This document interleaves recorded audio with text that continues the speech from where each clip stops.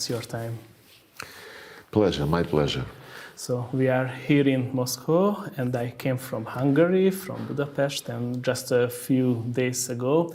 And Moscow is beautiful. This is the first time for me in Moscow. And when we planned this interview, there was a plan for you to come to Budapest with Marco Rubio, the U.S. Foreign Minister. You were going to help to set up a negotiation between This is the first time for me in Moscow. And when we planned this interview, there was a plan for you to come to Budapest with Marco Rubio. Is everything okay between you and Mr. Rubio and between Russia and the United States? Well, it's up to you because you're a journalist and your job, your profession is to analyze what is going on. It is not very difficult because these days, for example, the American foreign policy is as open as it could be. The President of the United States explains every day how he feels about one thing, about another thing. And this is, I think, very interesting for the journalists to be in a position to get this information straight from the leaders. President Putin yesterday commented upon the Russian-American relation at this particular stage. I wouldn't repeat what he said, but as regards the relations between Marco Rubio and myself, after the presidents had their conversation on the, I think, 16th of October. Is it? This was Thursday. And 3 days later, on Monday, Rubio called me. We had a conversation, very specific, where I reconfirmed our full adherence to what was discussed in Alaska and to what understandings, clear understandings, the presidents reached at that time.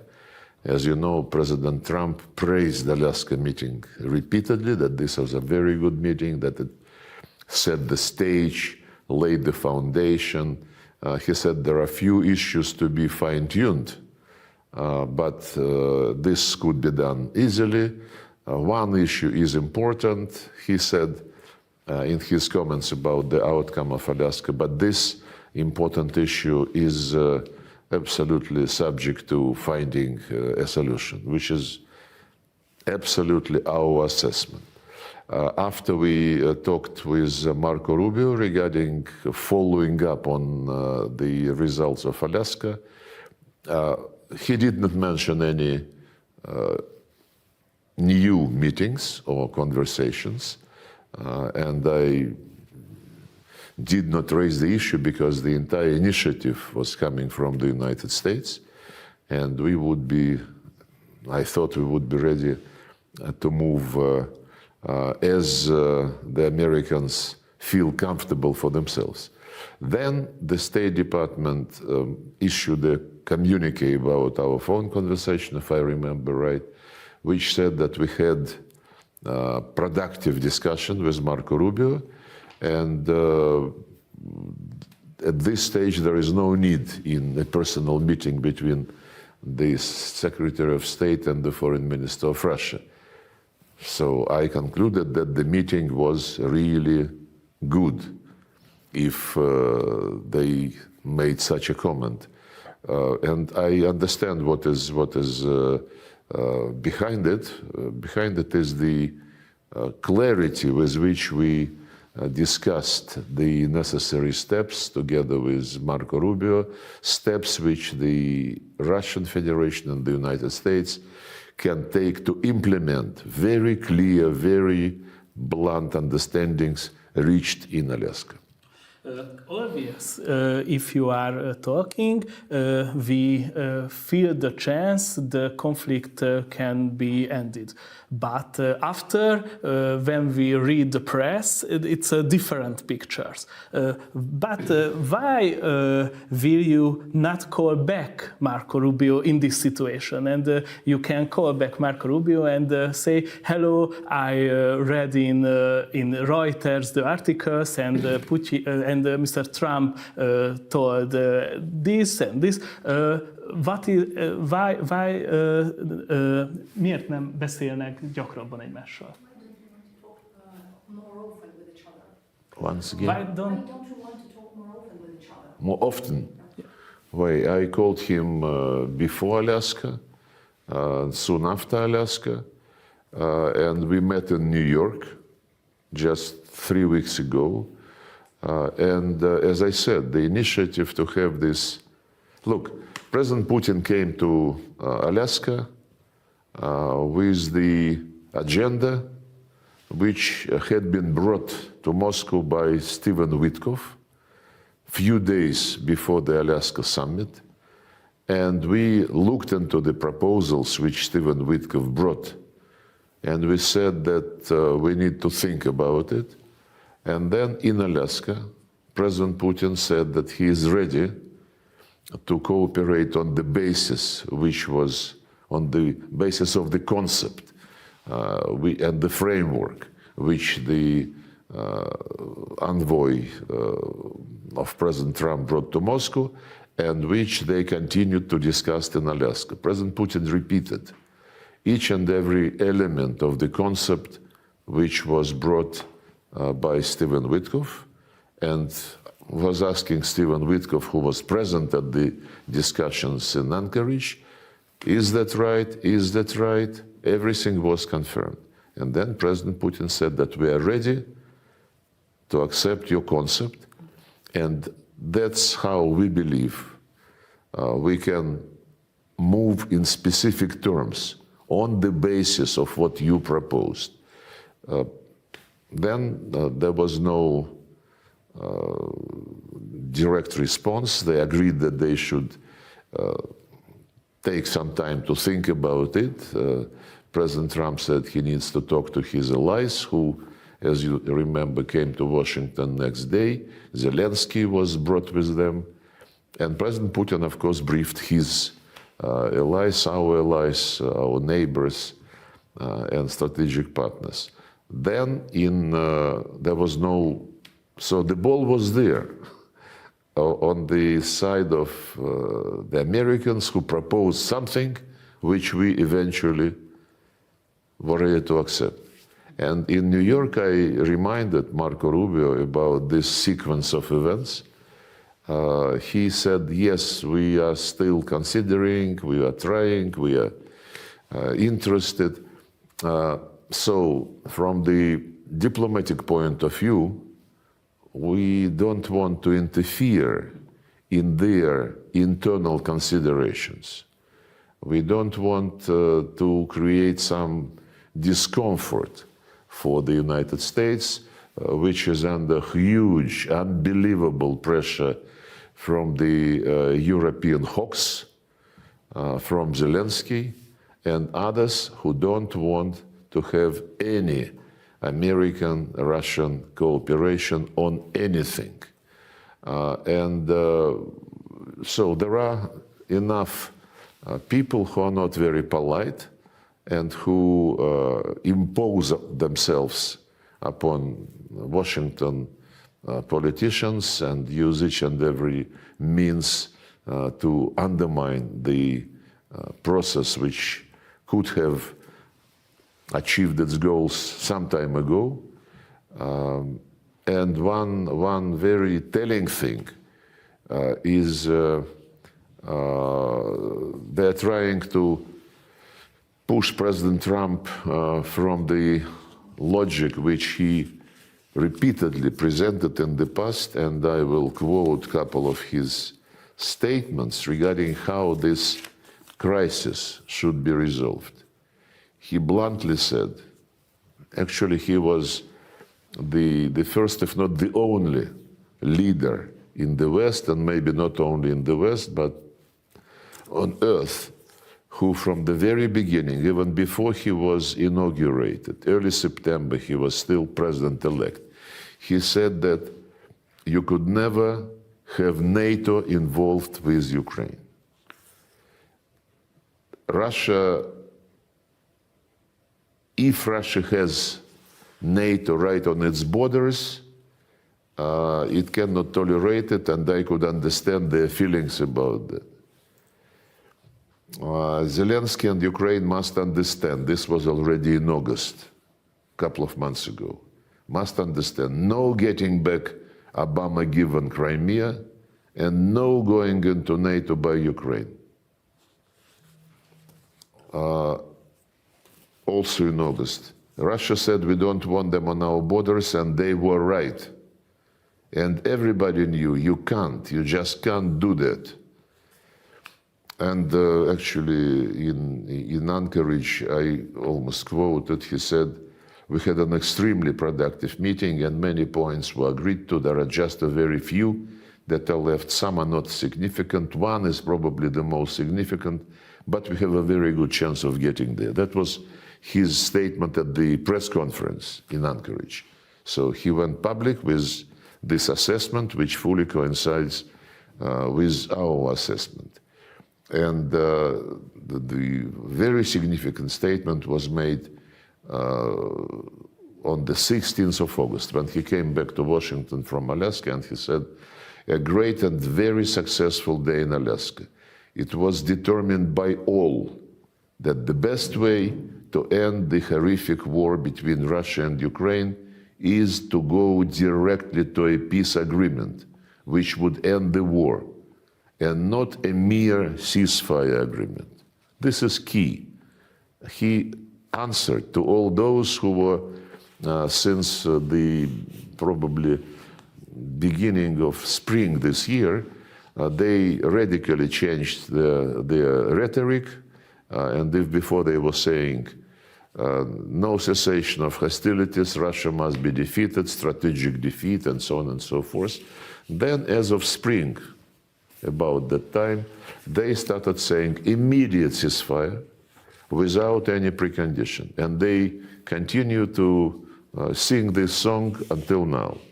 Rutte, Macron, by the way, Macron, when they shifted to this logic, ceasefire, stop the killings without preconditions, and then we'll see how it goes. And Macron was asked whether this cessation of hostilities, ceasefire, includes the pause in providing weapons to Ukraine. He said, no, it does not. No preconditions at all. So when President Trump, after Anchorage, bluntly, publicly stated that in his conviction, it is not a ceasefire, but a sustainable, durable peace, which, as he said, must be a long-term peace, a very long-term. And another quotation, we are not talking about a 2-year peace and then we end up in this mess again. This is exactly what happened with the Minsk agreements, which were agreed in 2015, endorsed by the Security Council, and then the Ukrainian government and armed forces were violating the ceasefire announced by the Minsk agreements. And later, 5 or 6 years later, when these Minsk agreements were sabotaged in a very big way, the signatories like Angela Merkel, Francois Hollande, and the former Ukrainian President Poroshenko, they said, we never intended to implement them. We needed to buy time to rearm Ukraine so that Ukraine is able to continue to fight Russia. So when President Trump, after Alaska, said, we are not talking about a 2-year peace and then we end up in this mess again. It's the best, one of the best characteristics of what happened with the Minsk agreements. And when people now say nothing but a ceasefire, immediate ceasefire, and then history would judge, it's a very radical change. So, but this also means that the Europeans, they don't sleep, they don't eat, they try to twist the hands of this administration. yeah, some people say Russia is inflexible. And are there any Russian conditions in the negotiations that are flexible? For example, about territory. What about the parts of Donbass that Russia has not taken yet? And what about Kherson and Zaporizhia and others? Well, this is all reflected in many discussions. President Putin addressed this issue regularly when he is asked by journalists, or when he meets with President Trump, or with Prime Minister Orban, Prime Minister Fico, all those who are interested in talking to Russia, better understanding Russia's position. They always have a chance, an opportunity to come and discuss whatever is of interest for them. The new territories which you mentioned, they are not actually new territories. They are historic Russian territories.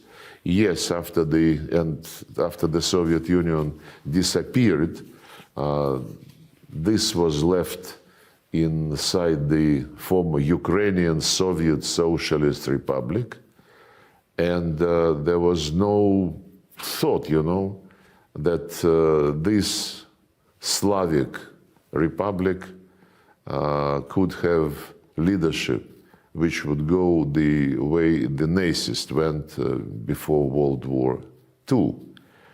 And step by step, Ukrainian government being independent from the Soviet Union, having proclaimed sovereignty and so on, they have been more and more under the pressure and influence of the Brits, Americans and Europeans, who were having a chance to implement the very old dream which Zbigniew Brzezinski expressed a couple of times, and some other American politicians, when they said Russia with Ukraine is an empire. Russia without Ukraine is a mid-level player, in an regional player in international affairs. We never, thought about this in those terms. But the philosophy of the U.S. Politicians who were obsessed with not allowing Ukraine and Russia to be together is very telling. It's the same divide and rule logic, colonial desire to undermine alliances which would not be ruled by you. And we recognize the independence of Ukraine, no doubt about this, but we could never think that the people who live on these territories which you listed, which are now in our constitution, that these people would be considered second sort, especially after the coup 11 years ago in February 2014, when the putschist took power by illegal bloody coup, masterminded by the United States. Sometime ago, after this event, Victoria Nuland admitted at the hearings in Congress that the United States spent by that time about $5 billion to support Ukraine, and she said it was not in vain, because eventually democracy prevailed. This democratic government, which came to power illegally, their first statement showing their political instincts was that they will cancel the status of the Russian language next morning after the coup. And the coup, of course, happened the day after Germany, France, and Poland guaranteed the deal between the then president, recognized by everybody as legitimate president, and the opposition. And when we called the French, the Germans, and said, guys, you guaranteed the deal, next morning the opposition took all government buildings and so on and so forth. And they said, you know, sometimes democracy takes an unexpected twist. Interesting. Then, of course, they sent armed groups to storm Crimean parliament. That's when the people of Crimea rejected this power, these authorities, and held referenda. Then Donetsk and Lugansk, the parts of Donetsk and Lugansk did the same. It is not for territories for us. It is about the people who have been living on those lands for centuries, more than 300 centuries. They were building cities, including the city of Odessa, a very famous place which was founded by Catherine the Great, whose monument recently was removed by Zelensky government, who would like to forget all parts of history which one way or another link Ukrainians and the Russians. But this is going to fail. He cannot undermine this. So my point is that, and when President Trump said about NATO in Alaska, when also in Alaska he mentioned about territories, for us it is not territories, it is the people who live on these territories. But when next day, when this crowd, European crowd, brought Zelensky to the White House, and after that Zelensky was talking to the media, and some Europeans were talking to the media, and they say nobody can prohibit Ukraine to join NATO, no territorial changes, no nothing. Actually, I will quote some of the statements by Zelensky and his team. They, from April 22, when Boris Johnson came and prohibited Zelensky to accept the deal negotiated in Istanbul, which was actually proposed by Ukrainian side and which was initial. But after this was undermined by Boris Johnson, now we know that he got about £1 million from his friend to continue the war, because his friend was selling arms to Ukraine.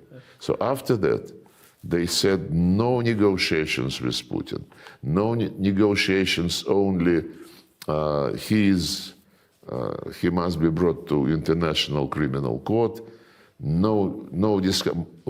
want European soldiers, we don't want no ceasefires, he was saying only 1 year ago. And then in September this year, he said to give to Putin one or another piece of land, this would never happen. It is not a solution, this is just a pause.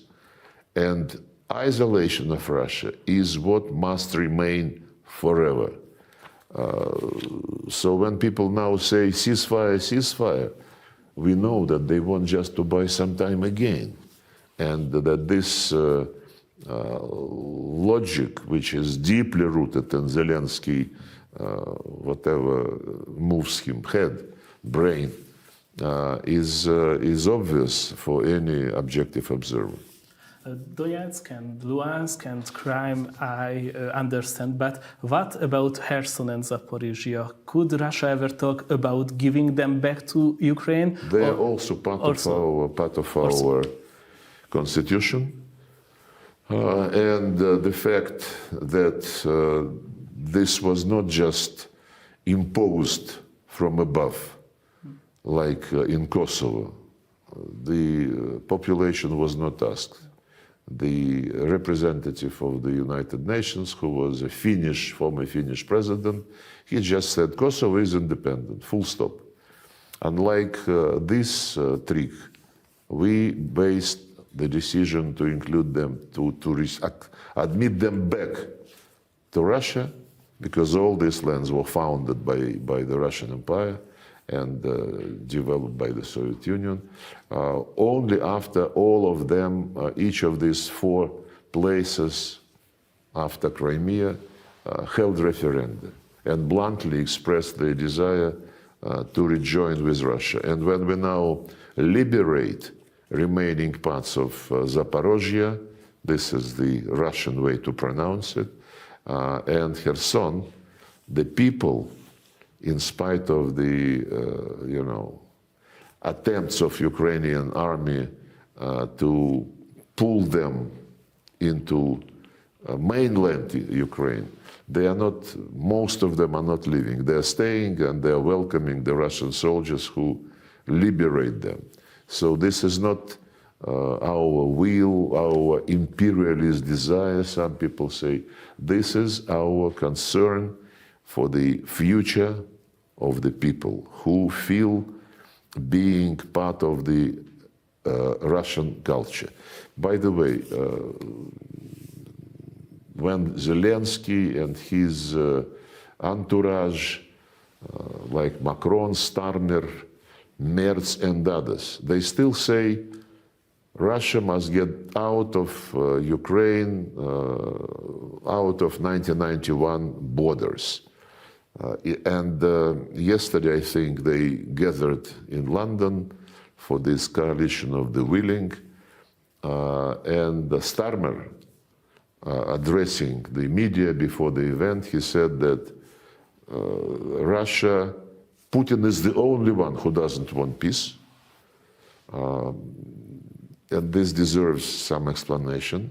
Putin supported the deal between the government and opposition in 2014, immediately after the coup. Obama called him, Obama asked him not to block the deal. He said, if the legitimate president is signing something with the opposition, how can I block him?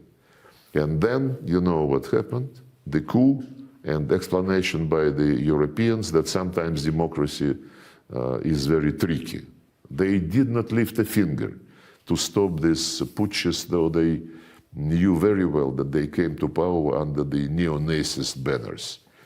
Then in 2015, the Minsk agreements, we negotiated the Minsk agreements.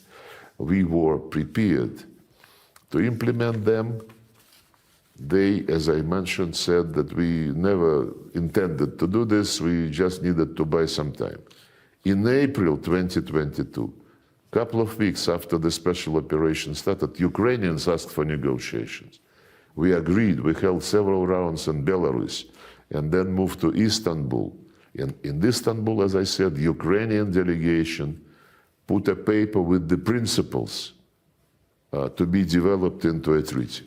We accepted this paper, it was initialed, and then Boris Johnson said, don't do this, continue to fight Russia until we defeat them. So when Starmer said that Putin is the only one who is against negotiations, he should remember about his former prime minister, Boris Johnson. He should remember about those in Germany and in France who signed the deal and then few years later admitted that they never intended to do this, in spite of the fact that it had been endorsed by the Security Council. And then Starmer continued to say that Putin must stop atrocities, must stop killing children, and he must withdraw to the borders of 1991. On children, it's a shame. I mean, the amount of lies, the amount of propaganda is astonishing. We have been hearing that tens of thousands of children has been stolen by Russia from their parents, and after the Istanbul process started this year, there were 3 rounds. At the very first meeting, our delegation asked Ukrainians, guys, you are concerned about the kids. Can we get the list of those kids who are missing? It took some time. Eventually, we received the list of 339 names. 339. No 10,000, not even 1,000. And we checked that list. a huge part of it are not kids, are grown-ups. Many have been verified as being in Europe. So when you listen this, but Starmer keeps saying that we must stop hijacking children. And as for 1991 borders, and Russia must withdraw, okay, hypothetically, in their dreams and delusions, if we leave the territories inside the 1991 Ukrainian borders, what happens to those people whom they publicly called, the respective governments of Ukraine after the coup called them inhumans, called them specious. Specious, by the way, is the term used by Zelensky long before the special operation started. He was asked in August 21 what he thought about the people in Donbass on the other side of the line of contact according to the Minsk agreements. And what he was asked what he thought about those people. He said, you know, there are people and there are species. And if you live in Ukraine and feel like being part of Russian culture, my advice to you, for the sake and safety of your kids, for the sake and safety of your grandchildren, get out to Russia. So, in fact, Donetsk, Lugansk, Zaporozhye, and Kherson, the population of these four territories, they follow his advice. They go back to Russia. And what about Odessa? Because President Putin told the Hungarian journalist Gábor Stier in the Valdai discussion that Odessa is an ancient Russian city. What did you mean by that? I just mentioned, it's just the fact which any educated person knows very well, that Odessa is a city. There was a very small village on that spot. And Catherine the Great founded Odessa. She built Odessa. She built the ports, she built roads, factories, and that's what is meant. And Odessa was always an international city, famous for its good humor. And Odessa, of course, is the heritage, and it is part of the UNESCO list of world cultural heritage. But when the monument to the founder of the city, Catherine the Great, was removed by the Nazist regime, UNESCO just stayed shut up. And the French Director General, Madame Azoulay, did not comment upon it at all. If the negotiations don't work, when will Russia say we have reached our goals and the war? Look, the goals have never changed. I gave you some examples. When they started strategic defeat to Russia, no negotiations. And now they are pleading and threatening ceasefire immediately without any preconditions because Ukraine is running out of weapons and we need to replenish the weapons for Ukraine. Or there must be sustainable long-term peace, as President Trump said after Alaska. Now the Europeans are trying to dominate the agenda with the rhetoric about ceasefire. They zigzagging, depending on what is going on the front line.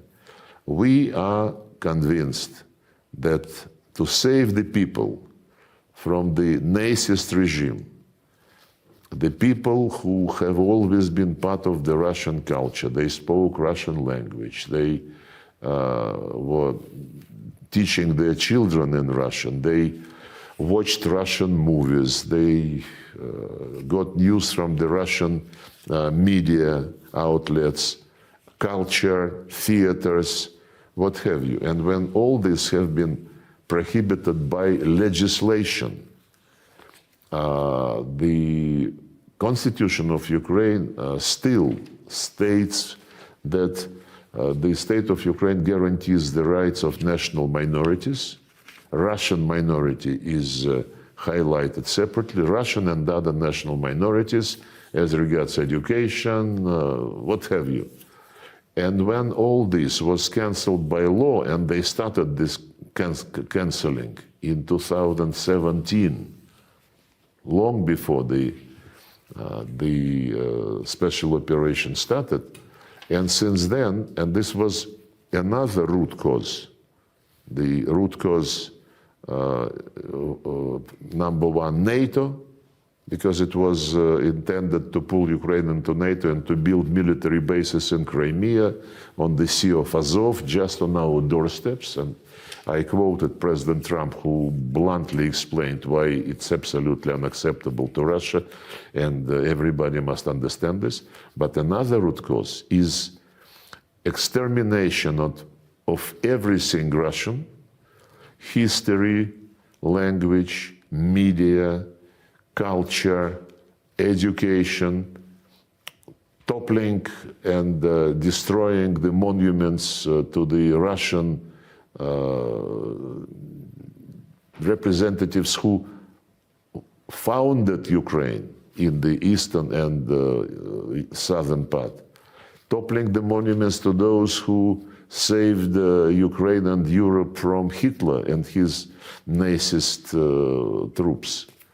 And we ask from time to time, publicly and individually, we ask our colleagues who show any interest in, helping to settle this conflict. We ask, why are you, okay, NATO, it is something which not too many people would like to get into publicly, but human rights, it's in the United Nations Charter. It says everybody must ensure human rights irrespective of race, gender, language, or religion. Language, as I said, totally banned by law. In practice, people still use Russian language because it is their native language. Ukrainian Canonical Orthodox Church had also been banned by law, and but people only ask, when are you going to end the war? When are you going to have a ceasefire? It's not honest, if you wish. An honest discussion would be to tell Ukrainians, before anything else, restore the language rights for restore all national minority rights, because your constitution says so, and in violation of the constitution you pass so many pieces of legislation, including, by the way, the legislation which discriminates Hungarian national minority in the western Ukraine, though Ukrainians try to be very specific in discriminating Russian language and trying to make some concessions for the language of the European Union. There is no single international convention which says that there are some languages which are more important than others. It's like Orwell, all animals are equal, but some are more equal than others. I repeatedly discussed this with Peter Sijarto, and he assured me that when Hungary fights politically, diplomatically for the right of national minorities, Hungary means all national minorities as international conventions, as the United Nations Charter require. And we appreciated the role Hungary played when this framework for negotiations with Ukraine on accession to the European Union was discussed.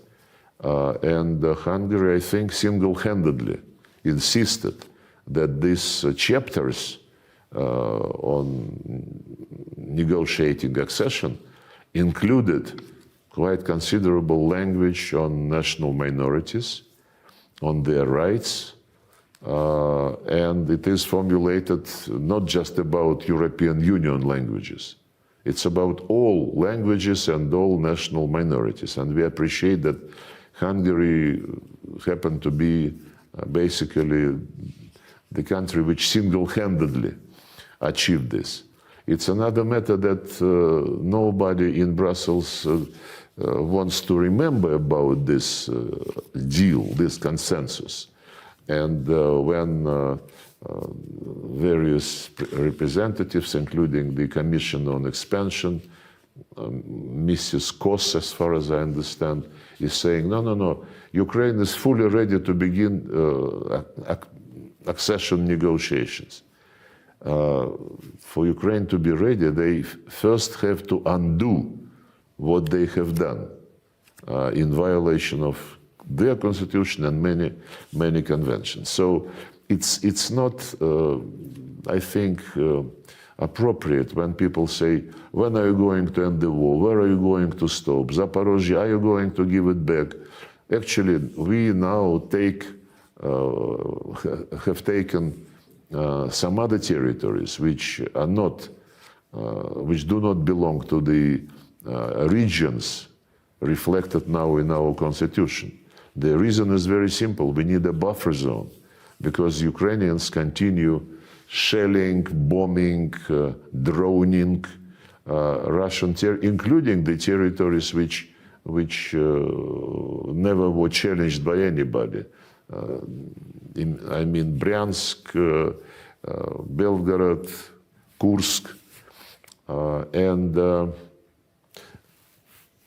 so root causes. That's what must be key to understanding how to help end this situation efficiently, and thinking not about grabbing back territories, not about saving political losers who are ruling in Kiev, but thinking about the people who, you know, should be the utmost concern of those who say that they are champions of democracy. And when we are accused that we violate so many things, we, you know, invaded independent state in violation of one thing, like in violation of its independence, then in violation of the Budapest Memorandum of 1994. First, we recognized Ukraine on the basis of its own Declaration of Independence and its constitution. In 1990, Declaration on Independence was adopted, which says non-nuclear, neutral, non-bloc country with the rights of all national minorities and so on and so forth. And this was then endorsed by the constitution. So we recognize the Ukraine, which is very different from the country run by the openly Nazist regime. And when people pull it into NATO and say it has the right to choose alliances, it is not our reading of the situation. When we recognize somebody, it is on the basis of what this country is according to its own proclamation. The first question before the Hungarian-Russian relationship. I've been thinking a lot about if Ukraine joining NATO is a red line. Why was Finland's NATO membership not a red line? What is the difference between Ukraine and Finland from Russia's point of view? Well, the regime in Finland, I think they made a mistake. I know Alexander Stubb very well. Since the time when he was the foreign minister. Remember in 2008 when then president of Georgia, Saakashvili, launched an attack against the city of Tskhinval and the peacekeeping group which was there on the basis of the mandate of OSCE. And Alexander Stup was in Tbilisi, and then he was passing through Moscow. And he made a very, I think, sober and accurate assessment of what kind of person Mr. Saakashvili was, and he was a reasonable gentleman. We had nice human relations and nice professional relations. And then, after the special operation against Nazist regime in Kiev started, somehow the Finnish leadership started to experience, I think, nostalgic feelings about the times when they were helping another Nazist regime to defeat Russia during World War II. And if not Zelensky lead Ukraine, ha nem Zelensky vezetné Ukrajnát, akkor nem náci rezsim lenne? Can you speak up? Okay. If there will be another leader in Ukraine, not Zelensky, then will the regime be Nazis? If there would be another what? Leader. Look, I am not in the guessing business. We have a bluntly Nazist regime, which, as I said, show openly the despise to anything Russian, which prohibited anything Russian. It's the only country on earth which prohibited a language, not to mention that this is official language of the United Nations. In Palestine, in any Arab country, Hebrew is not prohibited. In Israel, Arabic is not prohibited. But Zelensky prohibited the Russian language.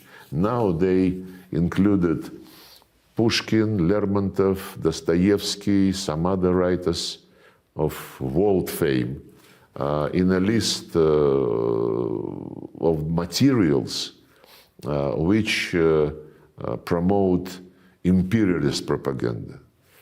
No comment, as it were. So the Hungarian-Russian relationship. A few days ago, it was October 23rd, the anniversary of the 1956 revolution in Hungary. And that was one of the saddest days in our history, and when the Soviets occupied our country. Some Hungarians still fear the Russians. We love freedom and we love independence. Honestly, we don't want to be attacked again. What can you say to them? Should they worry about a Russian attack in Hungary? Who? In Hungary, people. For example, they don't need to be told. They know this, and we long ago reached agreement with our Hungarian colleagues that there would be no emotions, that there would be honest reading and rethinking of history.